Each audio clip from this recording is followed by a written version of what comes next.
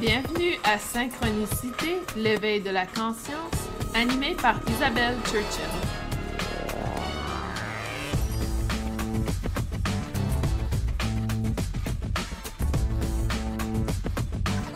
Bienvenue! Comment allez-vous? C'est un plaisir d'être avec vous aujourd'hui. Je crois qu'il y a quelques personnes en direct. Aujourd'hui, c'est un sujet fort intéressant qui a été apporté par une de mes collègues, amies, qui est avec nous, Anne. Et c'est un sujet qui est souvent très mystifié, très controversé, beaucoup de controverses autour de ce sujet. Le sujet que j'ai choisi pour le 3e épisode de Synchronicité est tout l'aspect entouré de l'énergétique et comment se protéger et est-ce qu'on ouvre des portes vers des dimensions, vers des énergies négatives, etc. Donc, on va aller explorer ce sujet. Pour ceux et celles qui sont en direct, je vous invite à poser vos questions, à interagir. Je suis certaine que ce sujet va apporter plusieurs réflexions chez plusieurs personnes. Et ici, on parle du domaine énergétique, c'est-à-dire toute personne qui travaille avec les énergies. Je sais que étant enseignante, maître enseignante de Reiki, la plupart des gens qui vont m'écouter pratiquent le Reiki. Mais ceci est applicable autant aux gens, au niveau des gens qui pratiquent le magnétisme, qui pratiquent le Laoshi ou que vous faites des méditations transcendales. Donc, ça peut être autour de différentes pratiques. Donc, certaines personnes apportent cette idée que lorsque, et ça vous a peut-être déjà arrivé de dire à une personne que vous pratiquez le Reiki et la personne vous dit « Oh, il faut faire attention parce que vous pouvez vous ouvrir des portes au niveau des portails énergétiques, d'énergie négative, vous êtes vulnérable, etc. » Pour moi, quand j'ai commencé mon développement avec le Reiki, c'était vraiment pas un aspect que j'avais en tête. C'était vraiment pas quelque chose qui m'apportait des inquiétudes. Je ne savais même pas que ça pouvait exister également. Donc, c'était pas quelque chose qui était important pour moi. Et étant une personne très concrète, très logique, j'ai toujours eu de la difficulté à croire dans des énergies de démons, à croire dans les possessions, dans ces énergies très négatives. Donc, il faut savoir que quand on parle d'énergie négative, souvent les gens vont faire référence au mot entité. Alors que pour moi, une entité peut être autant de lumière que de noirceur ou d'énergie négative. Donc, quand on parle du terme entité, dans le fond, une entité, c'est une énergie, c'est l'essence énergétique. Donc, ça n'a pas nécessairement un lien direct avec l'aspect négatif. Donc, il faut aussi s'assurer qu'on utilise les bons termes, les bons mots quand on parle de ces aspects. Donc, au niveau de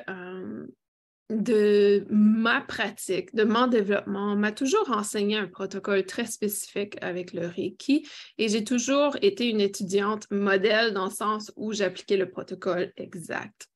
Et je crois que ça, c'est la première chose à réaliser et à comprendre. Quand vous faites un apprentissage, assurez-vous que l'apprentissage que vous faites, que vous le mettez en pratique exactement.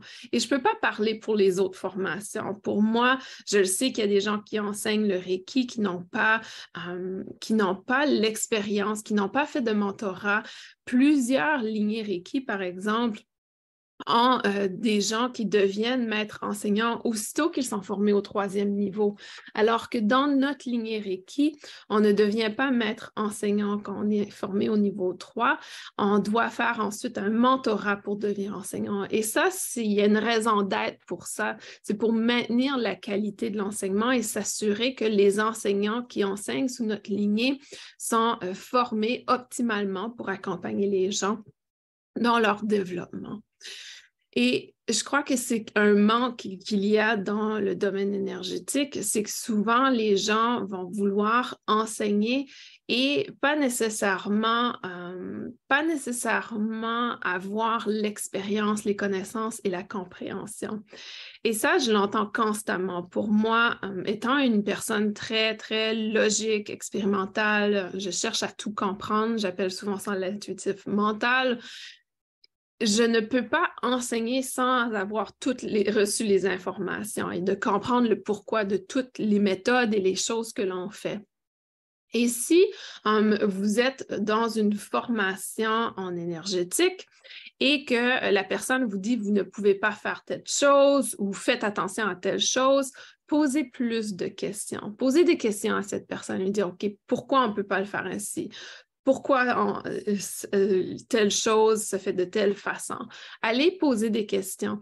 Et vous savez, ce qui me dérange beaucoup dans le domaine énergétique, c'est que souvent, il y a des praticiens qui vont dire « Ah, tu as une entité attachée à toi, tu as une énergie négative, etc. » Et ils vont dire ça au client et le client va partir avec aucune information additionnelle de comment s'en libérer, qu'est-ce que je fais, est-ce que j'ai ci, est-ce que j'ai ça.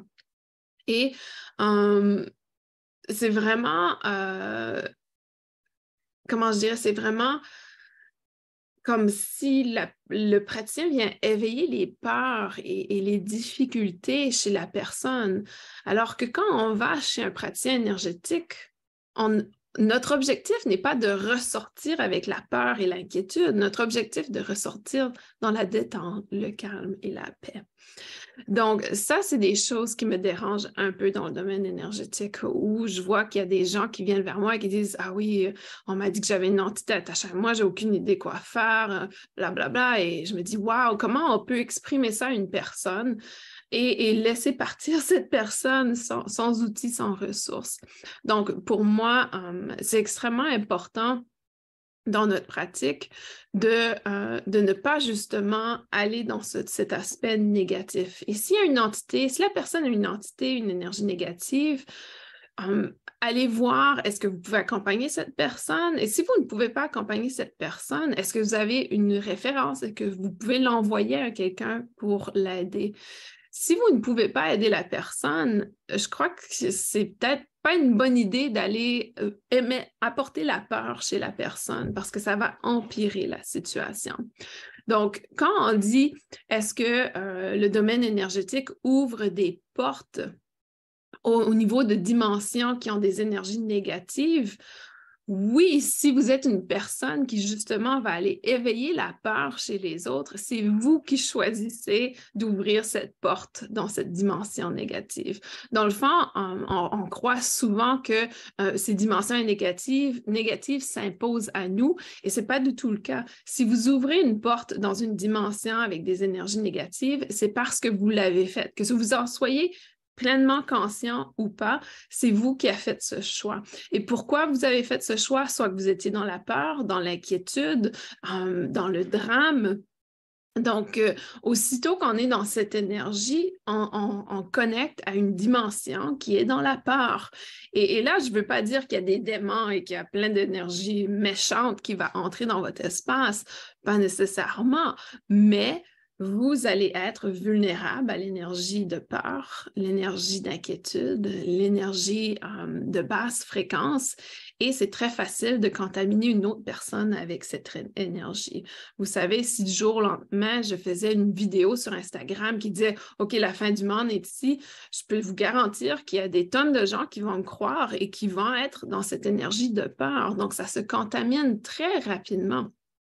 Donc, pour nous, en tant que travailleurs dans le domaine énergétique, il faut être hyper conscient de justement dans quelle dimension on travaille, dans quelle dimension on attire, dans quelle fréquence nous sommes. Donc, le négatif et le positif sont des énergies qui sont toujours accessibles. C'est pour ça que dans mes enseignements, je cherche toujours à élever la fréquence des gens. Je cherche toujours à les aider, à les accompagner, à pouvoir maintenir une fréquence élevée dans leur pratique. Et quand j'ai une personne qui vient vers moi et qui me dit « Isabelle, je ne suis pas certaine que je veux travailler avec telle personne me dit qu'elle a été soit qu'elle a un sortilège, elle me dit qu'elle est suivie par des énergies négatives et ça me fait peur, ça me dérange un peu. » La première réponse que je vais dire à cette personne, c'est « Écoute-toi. Tu n'as pas envie de le faire, ne le fais pas. Tu n'es pas obligé en tant que praticien d'accompagner tous les gens. Ce n'est pas une obligation de pratiquer le Reiki. C'est un outil qu'on doit utiliser avec amour, bienveillance et compassion. Pas avec devoir, pas avec responsabilité, pas avec l'idée qu'on doit être là pour sauver les gens. Ce n'est pas ça l'outil énergétique. Donc ici, c'est pour ça que j'enseigne toujours d'être dans l'amour, la compassion et la bienveillance. Et dès le départ, cet amour, cette bienveillance, cette compassion doit être exprimée envers soi en premier pour qu'on puisse l'exprimer envers les autres. Donc, lorsqu'on pratique dans le domaine énergétique ou même au niveau de la méditation, au niveau peut-être que vous faites des voyages astrales, peut-être vous faites du travail chamanique. Il est hyper important d'avoir une base très solide. Qu'est-ce que je veux dire par une base solide? Une base solide, pour moi, c'est d'avoir la compréhension de ce qui est l'ancrage, par exemple. Est-ce que je suis ancrée? Et pourquoi l'ancrage est important? Vous allez me dire, mais là, quand on travaille dans l'énergétique, pourquoi s'ancrer à la Terre? On veut aller chercher le céleste. On s'ancre à la Terre parce que la Terre a une énergie de pouvoir nous connecter à notre corps physique. Et si nous sommes bien connectés à notre corps physique, nous serons très bien connectés à notre corps intuitif. Nous aurons tous les messages au travers de notre corps physique lorsque quelque chose ne va pas bien. Par exemple, lorsque le corps physique va communiquer de l'anxiété, de l'inconfort, lorsqu'il va avoir peut-être une sensation au niveau du plexus solaire, vous allez être très conscient de ça et vous allez le reconnaître. Et quand vous avez ce genre de tension, disons qu'une personne vous appelle et vous dit OK, Isabelle, j'ai besoin d'une séance de Reiki. Est-ce que tu es disponible demain? Je vais prendre vraiment un moment pour me centrer, m'ancrer et me dire, OK, est-ce que j'ai envie de faire cette séance? Est-ce que c'est en intégrité? Est-ce que c'est en alignement? Donc, une personne dans le domaine énergétique qui n'est pas connectée à son corps physique va manquer des informations intuitives et de ce fait, va peut-être ne pas être en intégrité avec sa pratique. Donc, pour moi, l'ancrage dès le départ est hyper important et c'est pour ça que je dis aux gens, de vraiment s'ancrer. Et je vois Chantal dit oui, je le fais tous les jours avec les principes, l'enracinement. Maintenant, ça fait partie de mon quotidien. Et c'est ce que je recommande aux gens, c'est de vraiment, chaque jour, ayez une pratique d'ancrage. Chaque jour, ayez une pratique pour connecter avec votre corps physique, pour connecter avec la terre-mère. Parce que ceci va être une base qui va vous permettre de reconnaître lorsqu'il y a quelque chose qui ne va pas, lorsqu'il y a quelque chose qui n'est pas en intégrité, n'est pas en harmonie. Mais si vous ne pouvez pas définir exactement la problématique, au moins, vous pouvez écouter l'intuition à l'intérieur de vous. Donc, dès le départ, être connecté à soi, être bien conscient de ce que l'on ressent, ce que l'on vit, pour moi, c'est une base hyper importante et très solide. C'est cette base qui va vous permettre d'utiliser votre propre discernement, le discernement spirituel, c'est-à-dire que lorsque je fais une méditation et que je reçois une énergie, je vais avoir le discernement de dire, est-ce que cette énergie est en intégrité avec moi ou pas? Si elle n'est pas en intégrité avec moi, je cesse la méditation, je passe à autre chose. Donc, à ce moment-là, on s'assure que justement, lorsqu'on est vulnérable à des énergies négatives, à des portails d'énergie négative, lorsqu'on est vulnérable, on sera beaucoup plus conscient de cette présence. On aura la capacité de discerner cette énergie. Donc, dès le départ, assurez-vous d'avoir une base très solide d'ancrage, de se centrer. La différence entre l'ancrage et se centrer. Pour s'ancrer, on vient vraiment apporter l'énergie dans le corps physique. On vient connecter au corps physique. Pour moi, c'est une énergie En quelque sorte, de basse fréquence, c'est une énergie négative, mais pas dans le sens malveillante. C'est une énergie qui est très physique. On sent souvent le corps un peu plus lourd. On sent cette connexion, comme si on a de la difficulté à bouger, comme si les pieds sont bien ancrés au sol. Ça, pour moi, c'est l'ancrage. Ensuite, se centrer, c'est de ramener, si on veut, notre énergie. Donc, au cours de la journée, on perd ce centrage parce qu'on éparpille notre énergie un peu partout. Si je vais passer du temps avec ma meilleure amie, j'aurai tendance à avoir éparpillé mon énergie un peu et avoir un champ énergétique très, très large où tout peut avoir un impact.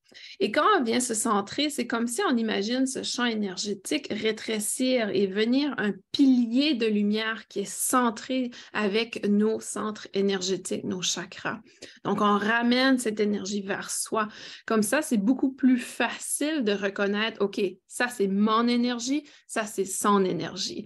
Donc, lorsqu'on est centré, on arrive à déterminer qu'est-ce qui nous appartient, qu'est-ce qui ne nous appartient pas. Et c'est là que le pouvoir de discernement est très clair.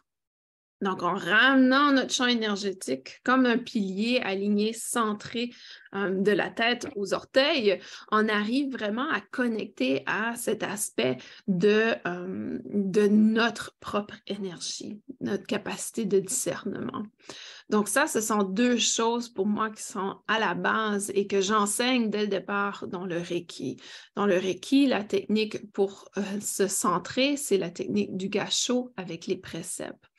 Et ensuite, on vient s'ancrer avec une méthode d'ancrage spécifique. Missy a dit personnellement, je m'ancre à la Terre-Mère, puis à Mère-Soleil et Grand-Mère Lune, et je demande à ce que ces ancrages soient totalement équilibrés. Et ça peut être génial. Par contre, si vous canalisez le Reiki, il n'y a pas besoin de s'ancrer au soleil parce que l'énergie Reiki est une énergie céleste. Donc, quand vous venez canaliser des énergies célestes, on n'a pas nécessairement besoin de se connecter parce que c'est une connexion en soi. Donc, il est très important d'être connecté à cette énergie de notre corps physique pour pouvoir être ancré. Et quand on se connecte à l'ancrage, ça nous permet d'accueillir plus d'énergie. Ça permet au corps physique de s'adapter aux énergies élevées.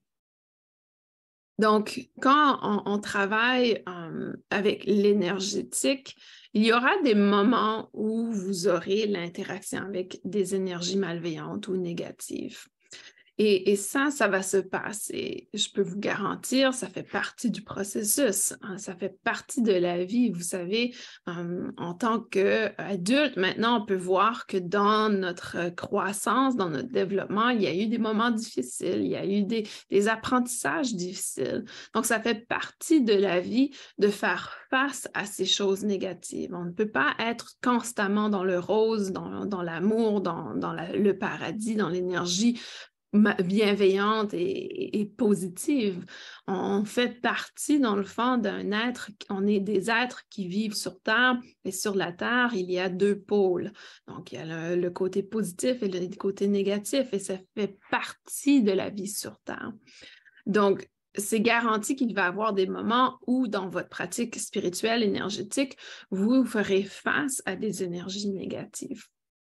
Et ça, ce n'est pas nécessairement parce que vous n'êtes pas protégé, vous ne faites pas exactement ce que vous devez faire. C'est parce que vous êtes fait pour avoir un apprentissage à ce moment-là. Donc, pour moi, le meilleur conseil que je peux vous donner, c'est de toujours approcher votre spiritualité et votre travail énergétique avec amour. Et que chaque fois que vous avez un moment de peur, un moment d'inquiétude, de prendre un peu de recul et de vous repositionner. Pour moi, si je suis dans la peur, je ne vais pas canaliser l'énergie Reiki. Si je suis dans la peur, je ne vais pas aller travailler sur une autre personne. Je vais prendre un moment pour me recentrer, pour me reconnecter à mon être et aller explorer dans mon corps physique, OK, pourquoi j'ai peur? Pourquoi j'ai cette anxiété? Et aller élever ma fréquence énergétique. Donc, je crois que c'est hyper important de reconnaître ça en tant que praticien quand vous êtes dans la peur, quand vous êtes dans l'inquiétude, ce n'est pas le moment d'aller connecter avec l'énergétique parce que vous êtes à une fréquence énergétique qui est très basse, qui va vous mettre dans un état vulnérable pour attirer les mêmes fréquences énergétiques. Donc, c'est pour ça que dans le Reiki, on a un protocole très spécifique. Les gens me demandent toujours, Isabelle, est-ce que je dois faire toutes les étapes avant de canaliser l'énergie Reiki? Oui, ça fait partie du protocole et c'est important. Et c'est justement pour nous protéger, pour nous assurer qu'on est dans la bonne vibration, on a augmenté notre taux vibratoire et qu'au moment de la canalisation, nous sommes dans le bon état d'esprit pour canaliser l'énergie. Donc, oui, il y a des gens qui vont dire que le Reiki attire des entités négatives, que le Reiki ouvre des portes démoniques, etc. Et pour moi, c'est pas une expérience que j'ai eue parce que c'est pas mon éducation et c'est pas aussi ma pratique. Mais est-ce qu'il y a des gens qui pratiquent le Reiki dans la peur? Sûrement, c'est certain que ça existe, c'est certain qu'il y a des praticiens et j'en entends parler constamment qu'il y a des gens qui vont faire des séances de Reiki et reviennent dans la peur, dans l'inquiétude, dans un peu comme s'ils ont été traumatisés par leur expérience.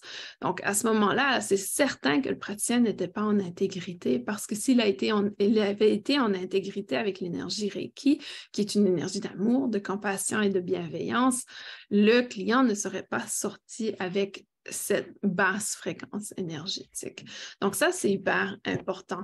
Et pour ceux et celles qui m'écoutent et qui ne sont pas nécessairement praticiens dans le domaine énergétique, si vous êtes un consommateur de services énergétiques, assurez-vous d'être en intégrité avec la personne qui pratique sur vous. Si vous avez un moindre doute, annulez votre rendez-vous. Vraiment, c'est hyper important parce qu'ici, on parle d'un aspect qui a un impact énorme sur notre vie. L'énergétique, c'est là que tout commence. Tout commence au niveau énergétique, ensuite, ça se transmet dans le mental et ensuite, ça se transmet dans le physique. Donc, si je suis cliente d'une personne qui pratique dans la peur, lorsque je vais rentrer, oui, on est content de se voir, c'est positif, je m'allonge. Et si elle pratique dans la peur, qu'elle est constamment en train de toucher au domaine négatif, qu'elle est constamment en train de poser des questions, est-ce qu'il y a une entité, est-ce qu'il y a ci, est-ce qu'il y a ça, d'aller fouiller pour l'énergie négative et d'aller un peu dans la peur, dans l'inquiétude, si c'est une personne qui est énormément dans le doute, elle vibre à une fréquence qui est basse et aura tendance à attirer des énergies de la même fréquence. Donc, de ce fait, la séance comme telle va peut-être éveiller un déséquilibre dans mon énergie. Quand on va terminer la séance, peut-être que cette personne va me dire, Isabelle, il y a vraiment beaucoup d'énergie négative autour de toi, tu as une entité attachée à toi, etc. Comment vous pensez que je vais sortir de cette séance? Est-ce que je vais sortir détendue ou est-ce que je vais sortir avec... C'est le mental maintenant qui est contaminé. Et parce que mon mental est contaminé, automatiquement, j'émets des fréquences qui vont créer une réalité physique qui est à l'image de mon mental, à l'image de l'énergie. Donc, c'est hyper important d'être conscient de ça. Et la raison pourquoi ça se produit comme ça, c'est parce qu'on a des praticiens dans le domaine énergétique qui ne sont pas conscients de leur corps physique, de leurs paroles. Oui, peut-être ils arrivent à voir l'aura, peut-être qu'ils arrivent à voir les énergies négatives, mais ils ne sont pas conscients, ils ne sont pas ancrés dans leur corps physique parce qu'ils ne réalisent pas l'impact de leurs paroles et l'impact de leurs gestes et de leur comportement avec les clients. Donc, ça, on le voit très souvent, malheureusement, dans le domaine énergétique. Je vais aller voir les commentaires. Chantal dit « Je n'ai jamais ressenti la peur et les attaques de basse fréquence ne me parlent absolument pas. » C'est la même chose pour moi, Chantal. Ça ne m'a jamais parlé parce que ce n'est pas une fréquence que je souhaite attirer et ce n'est pas dans mon expérience. Par contre, en décembre, j'ai rencontré un problème familial qui m'a déstabilisée. Du coup, je n'ai aucun soin jusqu'à ce que ma fréquence remonte. Exactement. Myriam dit, si je suis fatiguée, je ne donne pas de Reiki. Si j'ai bu un verre, je ne donne pas de Reiki non plus. J'essaie de faire attention à la façon dont je me sens. C'est la même chose pour moi. Il y a vraiment cette importance lorsqu'on pratique sur autrui de reconnaître. Donc là, je peux déjà entendre certaines personnes me poser la question, OK, ben si je suis dans une basse fréquence, est-ce que je peux quand même me donner un soin énergétique? Absolument. Et c'est pour ça qu'il y a un protocole avec ce que moi j'enseigne. C'est pour ça qu'on vous enseigne à être ancré, centré, protégé, purifié, et ensuite on peut commencer la canalisation. Et vraiment dans ce parcours. Donc, c'est important de prendre conscience de ces étapes pour pouvoir être bien connecté à la fréquence énergétique. Vous savez, le Reiki, pour moi, je trouve ça absolument génial parce qu'il y a les 5 préceptes. Donc, si vous pratiquez une autre forme de guérison énergétique, il n'y a pas nécessairement les 5 préceptes comme le Reiki. Et je crois que les 5 préceptes sont à la base très importants. Parce que il parle justement dans ses préceptes de être en intégrité, c'est-à-dire de ne pas être en colère, de ne pas avoir d'inquiétude, donc de rester honnête également. Et honnêteté, pour moi, c'est intégrité. Est-ce que je suis honnête avec mes émotions? Est-ce que je suis honnête avec comment je me sens? Est-ce que je suis connectée à mon corps physique, etc. Et toujours être dans la compassion. Et pour moi, un praticien qui vient éveiller la peur chez un client n'est pas du tout dans la compassion, ne comprend pas du tout la perspective de son client. Donc, pour moi, c'est hyper important de émettre ce message, de rester bien ancré dans le corps physique, bien centré et en intégrité avec cette canalisation de l'énergie. Donc, il y a aussi tout cet aspect d'être très conscient où vous donnez votre énergie. Il y a cette tendance énorme, vous savez, dernièrement de faire des séances de groupe, de faire des rencontres de groupe, d'émettre de l'énergie pour la Terre. Il y a plein de tendances comme ça qui existent. Et pour moi, c'est pas quelque chose, si vous me connaissez dans l'enseignement avec l'école de guérison énergétique, vous savez que c'est pas quelque chose qui m'attire énormément, le travail de groupe. Pourquoi? Parce que quand on travaille dans un groupe, si c'est moi qui gère le groupe, c'est différent. Donc, je peux gérer l'énergie, être conscient. Si c'est une autre personne, souvent, j'ai l'impression qu'il y a certaines énergies qui ne sont pas en intégrité avec moi. Donc, s'il y a un événement énergétique, une personne qui organise un événement énergétique, assurez-vous que vous avez vraiment envie de le faire et non que vous le faites par obligation ou par ah ouais, je devrais faire ça, il me semble que c'est une bonne idée. Ça peut être une bonne idée, mais aussi la personne qui l'organise n'est peut-être pas en intégrité avec vous. Donc, restez vraiment conscient quand vous faites du travail de groupe comme ça, quand vous allez dans des ateliers, quand vous allez dans des formations, que c'est une personne qui va élever votre fréquence énergétique et que c'est une personne qui va vous aider à vibrer à un haut niveau. Parce qu'on peut être facilement contaminé dans des séances comme ça de groupe. Et si à tout moment pendant la séance, disons que vous le faites à distance et que c'est une vidéo ou que c'est en ligne et qu'à un certain moment, il y a quelque chose qui ne va pas, vous sentez de l'anxiété, donnez-vous la permission de fermer et de vous recentrer. Parce que quand on fait un travail de groupe comme ça, on n'est pas centré habituellement, notre énergie est éparpillée. On ouvre, on s'ouvre, on donne l'autorisation à notre énergie d'être dans le groupe. Donc, on s'ouvre aux énergies des autres. Donc, c'est très important d'être connecté à son corps physique, ancré, pour pouvoir reconnaître que, oh, je suis dans le groupe et je sens de l'anxiété. Et là, de se dire, est-ce que je peux me libérer de cette anxiété avec le groupe? Est-ce que je peux l'exprimer? Le groupe va m'aider à libérer cette anxiété? Ou est-ce que je sens une résistance et je n'ai pas envie de l'exprimer? Parce que vous savez, des fois, j'ai fait des séances de groupe et il y a des gens qui m'ont dit, oh, j'ai de l'anxiété qui remonte. OK, est-ce que cette anxiété qui remonte fait partie de quelque chose qui doit être libéré ou est-ce que cette anxiété qui remonte ne t'appartient pas, il appartient au groupe et il y a quelque chose qui n'est pas en intégrité avec toi.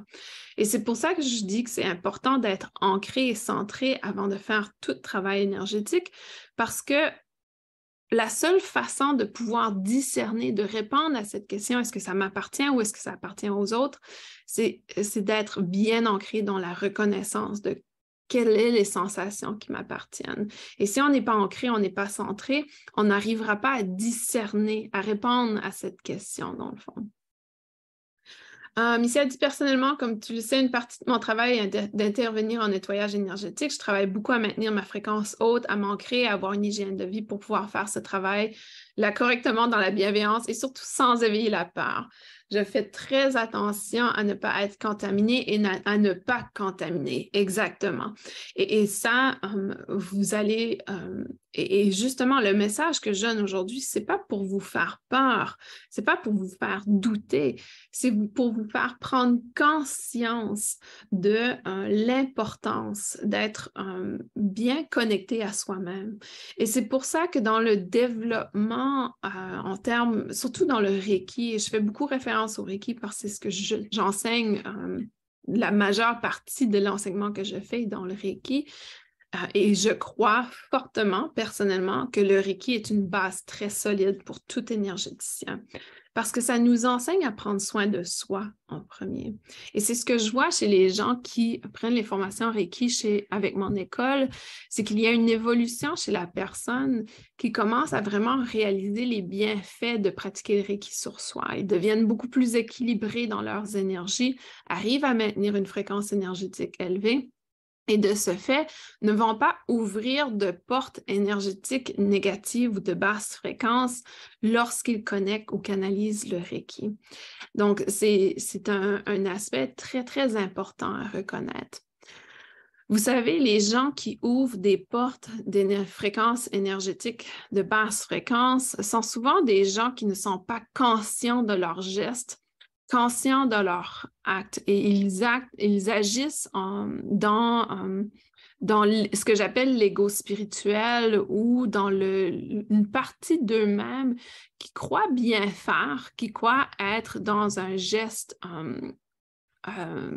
qu'ils sont en train de faire du bien, mais que dans le fond, l'intention derrière, si on va au plus profond, c'est souvent une intention de contrôle, de manipulation, et de vouloir changer une autre personne.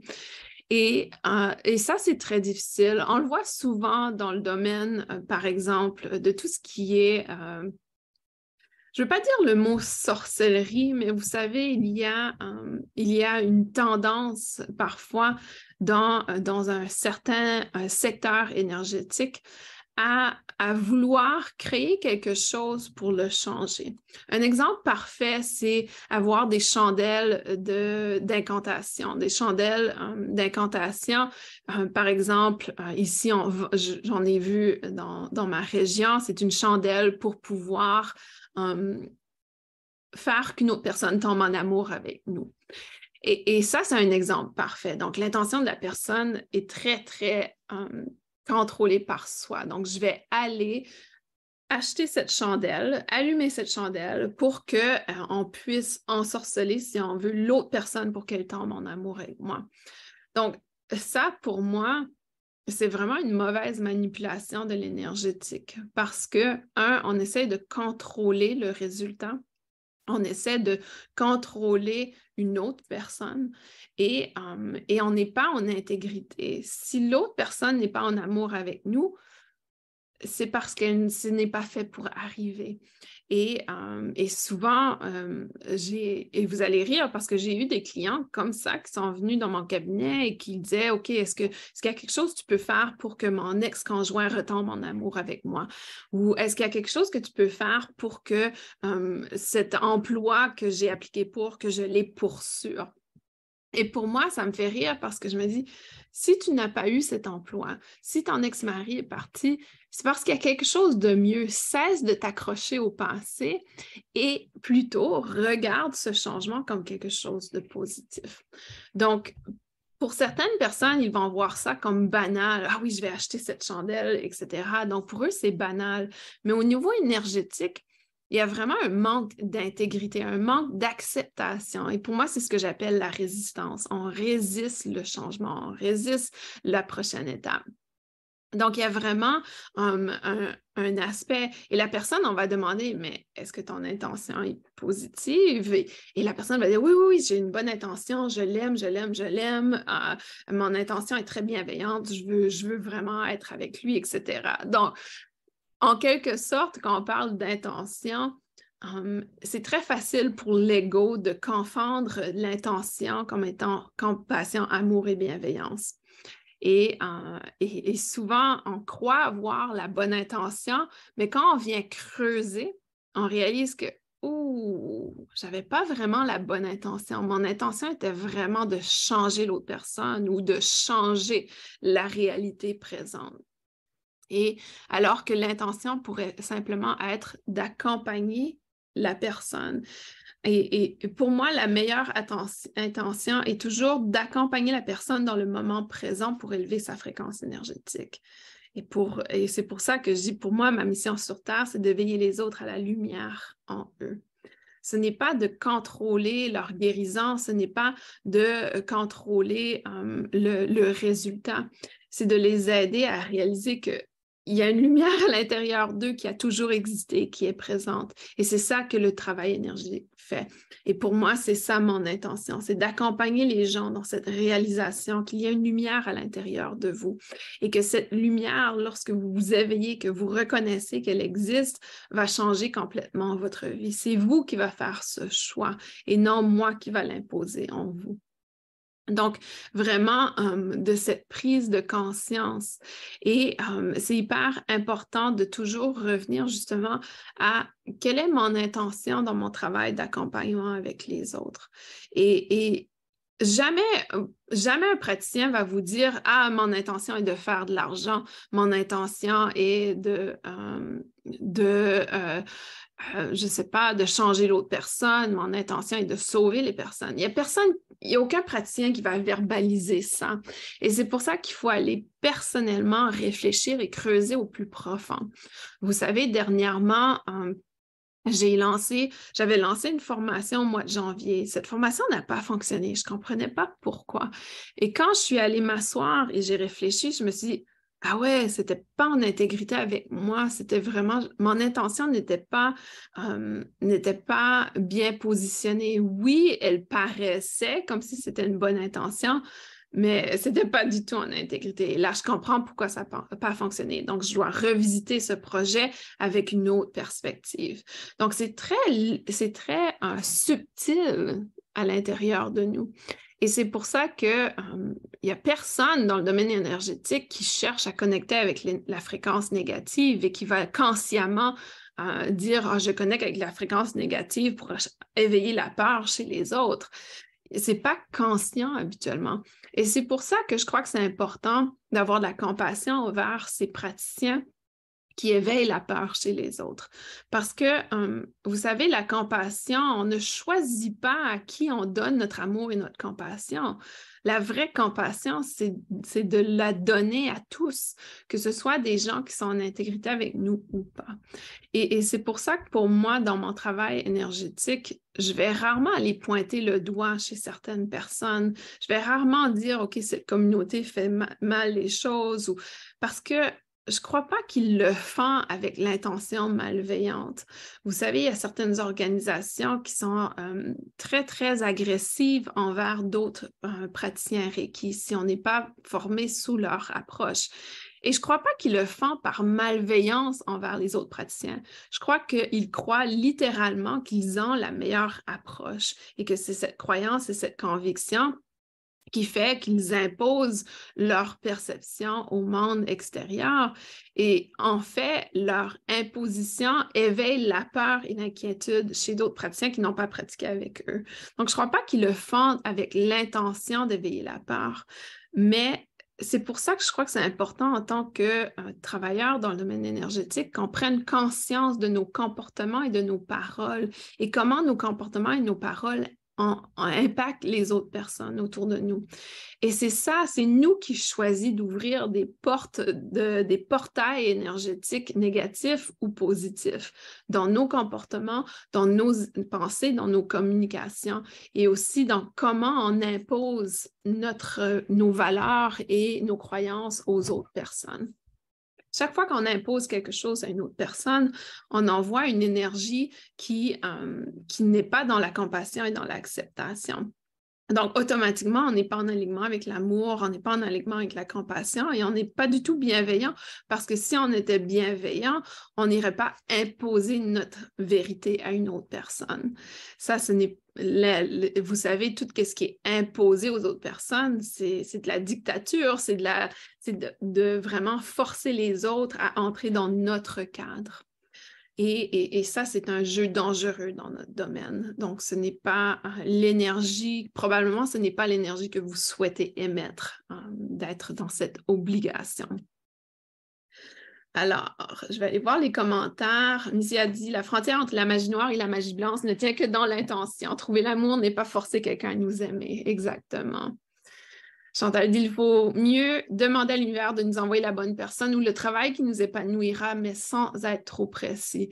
Ça, c'est quelque chose que je fais souvent. Pour moi, vous savez, en tant qu'enseignante ou maître enseignante pour des enseignants Reiki, j'ai réalisé dans ma pratique que quand on accepte et quand on demande justement à l'univers de nous envoyer les bons étudiants, de nous envoyer les bonnes personnes et qu'on fait confiance, on reçoit ce que l'on émet. Donc, pour moi, j'ai jamais eu ce besoin de contrôler. Je ne devrais pas dire jamais.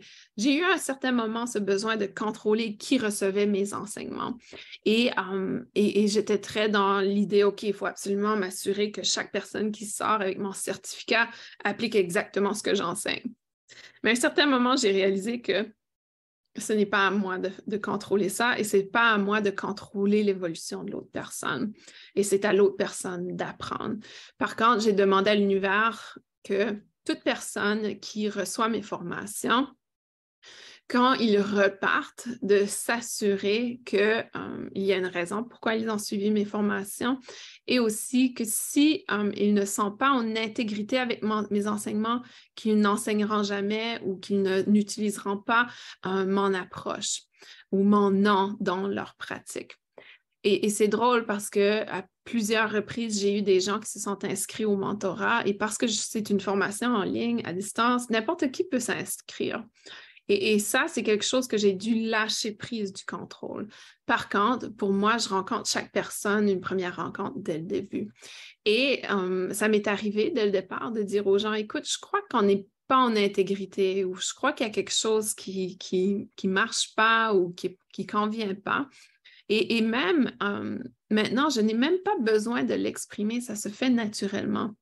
La dernière fois, il y a une personne qui s'est inscrite et que cette personne est revenue vers moi et m'a dit « Écoute, ton manuel n'a pas suffisamment de pages, c'est pas du tout ce que je m'attendais, donc j'aimerais être remboursée. » Et je me suis dit « Ah, merci. Merci d'avoir envoyé cette personne qui demande d'être remboursée. » Je l'ai remboursée avec plaisir parce que dès notre première rencontre, je sentais qu'il y avait quelque chose qui ne concordait pas avec ma philosophie. Donc, quand on lâche prise sur le contrôle, quand on demande justement à l'univers de nous envoyer les bonnes personnes, comme Chantal l'indique, on arrive à se libérer, si on veut, de ces énergies négatives. Missy a dit, ça fait partie de notre job d'ouvrir la vision de nos clients sur ce qu'ils devaient demander pour eux en restant dans la lumière. Exactement. Guy dit, oups, plus de 30 minutes pour me connecter aujourd'hui, un record. Désolée, Guy. Anne dit, moi, j'ai demandé à l'univers d'avoir une bonne enseignante Reiki et il me l'a envoyée. Ah, super, Anne. Et c'est ça, je crois que c'est important de vraiment faire confiance, de rester en connexion avec soi-même. Et vous savez, pour moi, des choses très simples de la vie, comme par exemple, lorsque je vais pour une prise de sang, donc disons qu'on doit faire des tests, et j'en ai fait des tonnes dans la dernière année, pour moi, quand j'entre dans l'espace où est l'infirmière, si l'infirmière est négative, je vais dire oh, pas aujourd'hui. Non, donc vraiment, je vais refuser de faire la prise de sang ou quoi que ce soit à ce moment-là.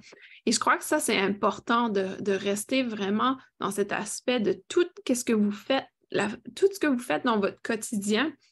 Si vous entrez dans un café et que, oh, il y a quelque chose qui ne va pas dans ce café, on ressort. On n'a pas besoin de se forcer d'être dans un espace énergétique qui ne nous convient pas.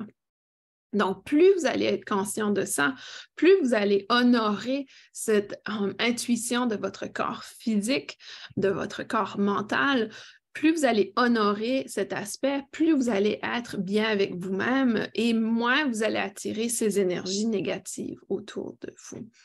Donc, tout est connecté. Vous savez, j'ai fait un épisode sur fixer ses limites personnelles. J'ai fait un épisode la semaine dernière sur 2 semaines passées sur la toxicité des gens. Donc, tout est connecté. Et si on arrive à respecter ces aspects, à reconnaître quand il y a quelque chose qui ne va pas, c'est pas en concordance avec moi-même, quand on arrive à être là, lorsqu'on va pratiquer avec l'énergétique, on va le savoir immédiatement si on est en train de connecter avec des portails énergétiques négatifs.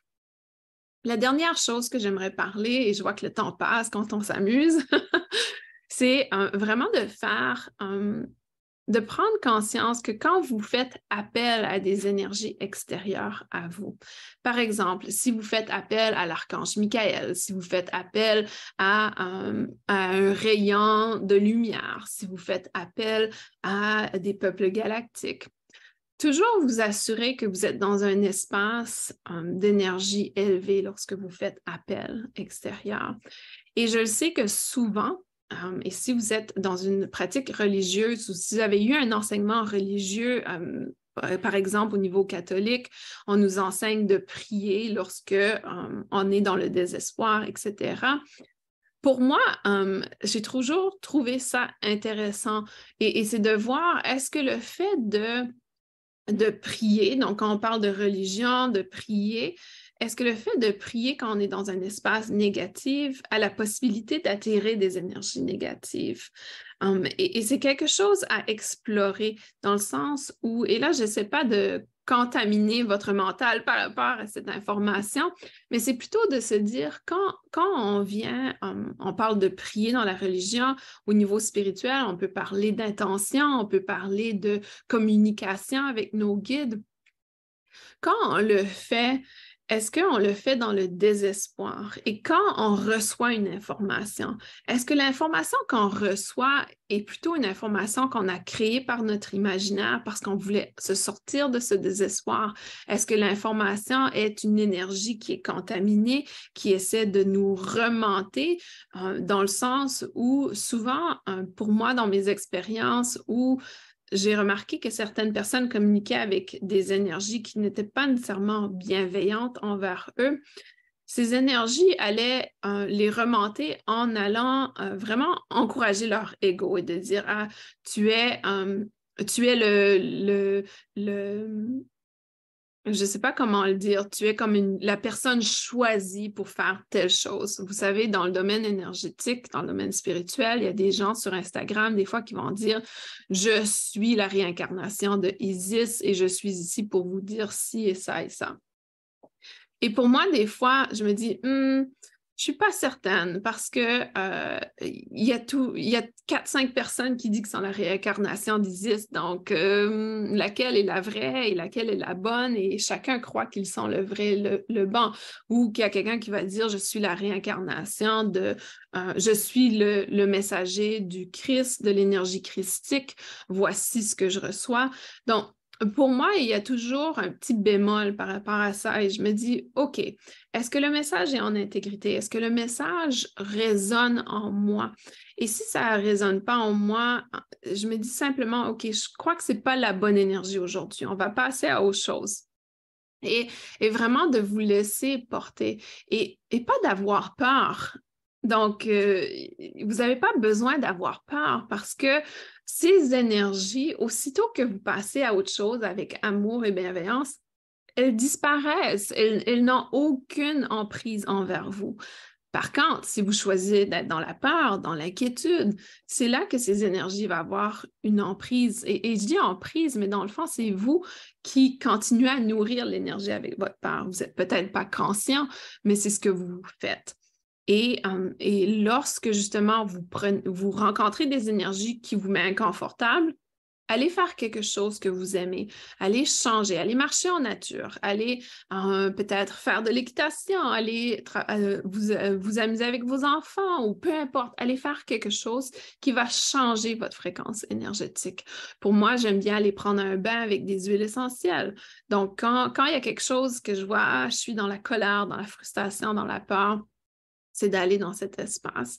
Et encore une fois, c'est de discerner, est-ce que je vis cette expérience pour que je puisse apprendre quelque chose? Est-ce qu'il y a quelque chose qui cherche à se libérer de moi, etc. Donc, vraiment, je crois que c'est important de se poser quand ça arrive et de voir, OK, je suis dans la peur, je suis dans l'inquiétude, il y a quelque chose qui ne va pas. Et vraiment, à ce moment-là, pour s'en sortir, c'est de remonter sa fréquence. Donc, déconnecter de cette communication avec les guides et maintenant de se recentrer. Et quand vous vous sentez prêt à reconnecter avec les guides, allez faire appel à une énergie plus élevée, allez vous assurer que vous êtes en connexion avec des énergies de haute fréquence. Missy a dit, j'ai appris à me poser correctement dans un endroit dédié à ma pratique et à respecter mes protocoles d'ancrage, centrage pour ne travailler qu'avec des énergies qui me conviennent et qui me seront bienveillantes. Exactement. Il arrive souvent que d'autres thérapeutes me contactent pour du nettoyage et lorsqu'on voit le pourquoi ils ont des soucis, c'est toujours à cause d'une pratique sans protocole, sans ancrage, dans un lieu inapproprié. Exactement. Exactement. Et pour moi, vous savez, et ça, c'est un choix personnel. Pour moi, je refuse d'aller faire des séances énergétiques chez les autres personnes parce que je n'ai aucun contrôle de l'espace. Pour moi, mon espace, mon cabinet, à une fréquence énergétique très spécifique. J'ai une lampe de sélénite qui est constamment allumée, qui est en train de purifier l'espace. J'ai une lampe de sel, donc j'ai plusieurs choses qui viennent contribuer à mon espace. Et aussitôt qu'il y a une petite énergie qui semble être inhabituelle, je fais un grand nettoyage de mon espace. Donc, je crois qu'on a beaucoup plus le contrôle et on a beaucoup plus la capacité de faire le travail. Et c'est pour ça que pour moi, j'adore le travail à distance parce que quand je fais le travail à distance, j'ai le contrôle sur mon environnement. Donc, je crois que c'est hyper important que pour ceux et celles qui travaillent dans le domaine énergétique ou pour ceux et celles qui vont chercher des services dans le domaine énergétique, assurez-vous que vous êtes dans cette fréquence où vous n'êtes pas dans la peur, vous n'êtes pas dans l'inquiétude. Donc, maintenant, encore une fois, il y a une variance. Si vous avez des crises d'anxiété, si vous avez des choses qui sont autour de vous au niveau énergétique quotidien, c'est certain qu'on va aller chercher de l'aide au niveau énergétique et qu'on sera peut-être avec l'anxiété. Mais quand vous sortez de votre séance, vous ne devriez plus être dans cet état très, très négatif. Il devrait avoir eu un changement au cours du travail. Donc ça, c'est important d'en être conscient. Missy a dit totalement, je ne regrette pas d'avoir choisi de travailler à distance. Et c'est ça, il y a beaucoup, beaucoup de gens dans le domaine énergétique qui choisissent de travailler à distance parce que c'est beaucoup plus facile de contrôler son espace de travail. Et je vous dirais que c'est plus facile pour moi, en tout cas, de lâcher prise quand je suis à distance. Je dirais que mes séances à distance sont souvent beaucoup plus significatives pour les gens qui reçoivent que mes séances en présentiel. Mes séances en présentiel, par contre, c'est plus intéressant de voir la personne, c'est intéressant de les voir avant et après, comment leur physique change, comment les traits deviennent beaucoup plus doux, beaucoup plus calmes, plus en paix. Donc ça, c'est quelque chose que je n'ai pas à distance, mais qu'on peut facilement recréer en présentiel. Donc, c'est ce que je voulais partager avec vous aujourd'hui. J'espère que ça répond à vos questions. Si vous avez d'autres questions pour ceux et celles qui sont en direct, n'hésitez pas à les poser. Ça va me faire plaisir d'y répondre. Chantal dit, j'ai dû faire un soin chez un client paralysé chez lui et c'est vrai que je n'ai pas aimé le lieu. Et c'est ça, des fois, on n'a pas cette capacité de contrôler l'espace et ça a un certain impact. Par contre, si vous choisissez de le faire, il n'y a rien de mal à le faire. Soyez par contre très conscient de votre propre énergie dans cet espace et peut-être vous apporter des outils pour vous aider à maintenir votre fréquence élevée, que ce soit de la musique, que ce soit des huiles essentielles, que ce soit des pierres en lithothérapie ou que ce soit simplement de demander à la personne que la séance soit dans une pièce, qu'il y a le soleil pour qu'il y ait plus de lumière qui entre. Pour moi, j'ai deux grandes fenêtres ici et la lumière en après-midi entre directement, qui purifie immédiatement l'espace. Donc, il y a beaucoup de choses dans notre monde naturel qu'on peut utiliser pour purifier l'espace. Ah, super. Chantal dit oui, j'avais créé un univers et j'ai pu faire abstraction. Exactement. Donc, si vous choisissez, il n'y a pas de mal à le faire chez les autres. Si vous choisissez de le faire, soyez simplement conscient que vous avez peut-être besoin d'apporter certaines choses avec vous pour changer l'environnement. Guy dit, j'ai fait un soin au domicile de quelqu'un récemment, mais même si la personne était contente du soin, je n'étais pas à l'aise. C'est ça. Il y a comme cette difficulté, je ne sais pas pourquoi, je crois que c'est simplement parce que justement la personne est dans un espace énergétique. Si jamais vous êtes formé au travail de l'ombre, vous pouvez peut-être connecter avec l'espace de la personne avant et faire un nettoyage de l'espace avant le service, peut-être l'ajouter à vos services. Ou vous pouvez aussi, si vous êtes praticien Reiki, vous pouvez envoyer le Reiki dans l'espace à distance avant d'aller faire la séance. Donc ça aussi, ça peut faire partie de vos soins à domicile. Donc, pour moi, j'y placerais peut-être un coût un peu plus élevé que mon soin en présentiel dans mon cabinet ou à distance parce que justement, vous pouvez faire 2 pour 1, donc une séance pour l'espace et une séance pour la personne. Super. Missy, il m'est arrivé de devoir faire un soin en urgence. Je m'étais isolée dans les toilettes d'un café et j'ai créé une bulle d'énergie. C'est ça.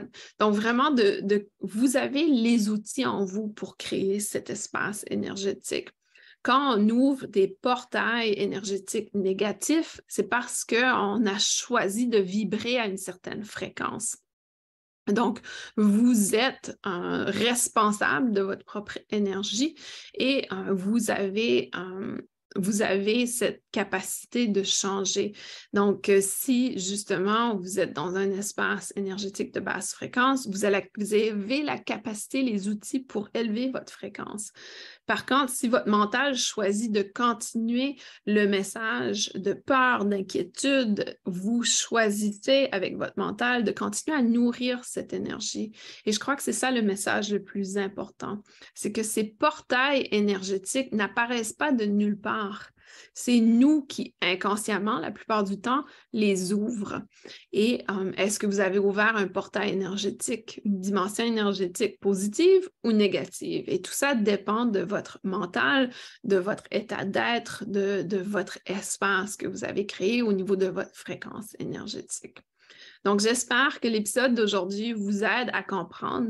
Il n'y a rien à avoir peur parce que c'est vous qui contrôlez le résultat, la situation, le moment présent. Et quand vous prenez conscience de votre intention, quand vous prenez conscience de vos pensées, il n'y a plus de raison de créer ces dimensions négatives. Missy a dit, quand je voyage dans ces mondes de basse fréquence pour un nettoyage, je me place comme si je regarde d'en haut, comme si je voyage dans une bulle de protection. Exactement. Et pour moi, c'est pour ça que j'ai fait la formation Travail de l'ombre, pour vous montrer que c'est possible de travailler avec les énergies négatives, de les transmuter et tout en maintenant sa fréquence élevée. Il y a des techniques qui existent. Donc, si c'est quelque chose que vous sentez l'appel à, allez voir sur mon site de formation, allez sur Isabelle S. Churchill, cliquez sur formation et allez chercher la formation Travail de l'ombre. Et ça, c'est une formation qui va vous outiller pour transmuter l'énergie négative vers une énergie positive. Si c'est quelque chose qui vous intéresse ou si vous avez reçu l'appel de le faire, des fois, on reçoit l'appel et on l'évite. Carole dit merci, magnifique enseignement, tellement d'une grande clarté et précision, beaucoup d'éclairage pour moi aujourd'hui. Super, je suis très heureuse, Carole, que tu en as reçu beaucoup d'enseignements aujourd'hui. Guy dit, par contre, j'ai téléphoné à une amie qui avait des douleurs physiques hier et en me concentrant sur sa douleur et son espace que je connais, la douleur a cessé en 5 minutes. Ah, ça, c'est génial. Travail à distance. Chantal dit, j'y suis en plein, je vais bientôt te contacter pour le rendez-vous ensemble. Ah, super. Là, avec le travail de l'âme. Excellent. Chantal dit, oui, ça fait 1 an que je suis inscrite et j'évite. Souvent, on évite le travail de l'âme parce que la raison pourquoi on évite, c'est par pure ignorance, dans le sens pur du mot ignorance. C'est-à-dire qu'on ne sait pas trop à quoi s'attendre. On a peur, justement, d'ouvrir des portes qu'on ne devrait pas ouvrir, alors que cette formation, c'est le contraire. C'est vraiment, vous allez vous outiller pour ne plus avoir peur, vous outiller pour maintenir une fréquence élevée. Vous allez vous outiller pour pouvoir, justement, ne plus éviter cette négativité parce que plus on l'évite, plus elle revient. Vous allez voir, plus vous évitez de faire le travail de l'âme, si vous avez reçu l'appel de faire le travail de l'âme, plus vous allez l'éviter, plus il va y avoir des gens qui ont des problèmes qui vont venir à vous. Alors que lorsque vous êtes formé, il y a plus ce genre de situation. Et quand la situation se présente, vous êtes outillé, dans le fond, à le faire. Donc, pour ceux et celles qui écoutent en rediffusion, je placerai le lien de la formation dans la section description de ce balado d'aujourd'hui. Et sinon, vous pouvez aller voir sur Isabelle S. Churchill, cliquez sur formation et à cet endroit, vous aurez une liste de formations que l'École de guérison énergétique offre et vous trouverez le travail de l'ombre à cet endroit. Je vous souhaite une magnifique semaine. On se retrouve dans 2 semaines pour le prochain épisode, pour ceux et celles qui sont en direct. Et si vous souhaitez écouter ou assister en direct à ce balado, vous pouvez simplement vous abonner au portail énergétique qui est également disponible à partir de l'École de guérison énergétique. Et à partir de ce moment, vous aurez accès à différents outils avec cet abonnement.